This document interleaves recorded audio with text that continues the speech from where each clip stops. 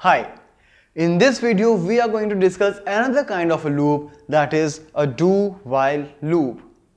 Basically, in for loop and while loop, we used to compare the condition before entering into the loop body. But there is something different in case of this do-while. As in the do-while, the condition is checked at the end of the loop. So even if the condition is false at the very first time, the loop will execute at least once. As here you can see, checks its condition at the end of the loop. So because of that only, do while loop is guaranteed to execute at least one time. So that is how it will work. Even in the flowchart you can see it's do, then a conditional code. There is no condition behind that, and after that at the end of this do we will pass the while condition. And there is something which is missing here. You have to put a semicolon right after this while condition.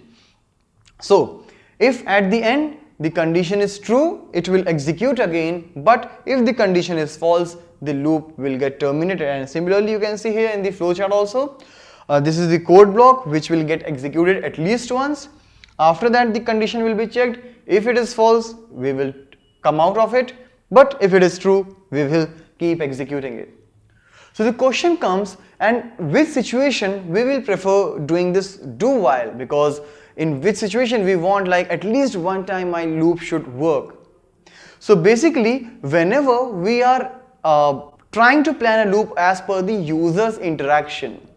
For example, if a user is entering his password for the first time on a particular transaction, if it is entering the correct password, main thing is at least he will enter the password one time.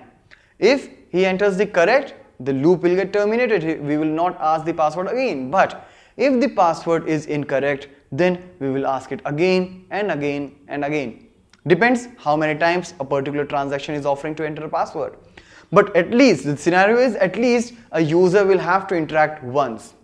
So let's see practically how this do while loop can come in action. So as during the implementation of switch loop, we have already seen this program where I took a character from the user and then we checked whether that is vowel or not. So A, E, I, O, U in both the cases is being checked, and if it is a vowel, some of these particular message will be printed, otherwise this default message will be printed. If you want to repeat the process of taking the character every time from the user, you can simply put this complete scenario inside a do while loop, under which it will at least get executed for one time. So what I'll do now, inside this I'll just put a do, and then I'll enclose all the statements inside the do loop, means inside this do definition. Alright, and then after what I'll do, right after this I will after the switch statement, means once the correction checking is done, I will ask like printf, do you want to check another? Alright, so if you will say yes or no, so for that I'll just say capital Y, capital N could be the answer.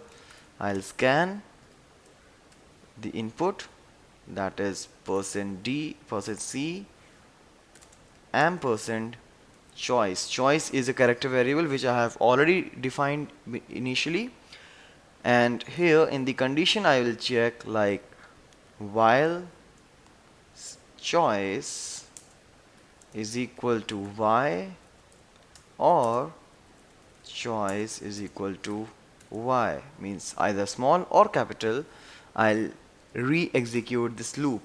Alright, so while choice is equal to Y or Y, if it is yes, this loop will get executed again, but at least this loop will execute for one time.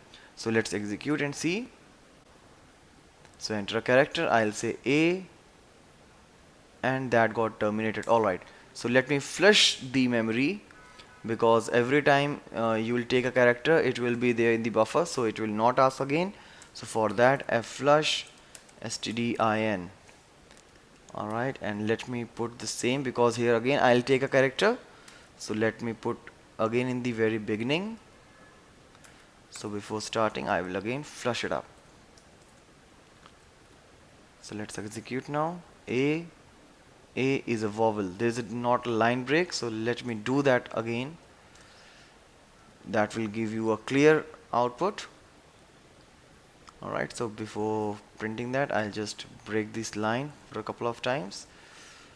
Alright, so A is a vowel. Do you want to check another? Yes, enter a number. Okay, it's a character. Okay, no issues. E is a vowel. I'll say no, or anything except Y, it will stop asking. So this is how you can just use the do while. As I said, we can use do while loop when I want to execute a loop on the basis of user input. So here is the implementation for that.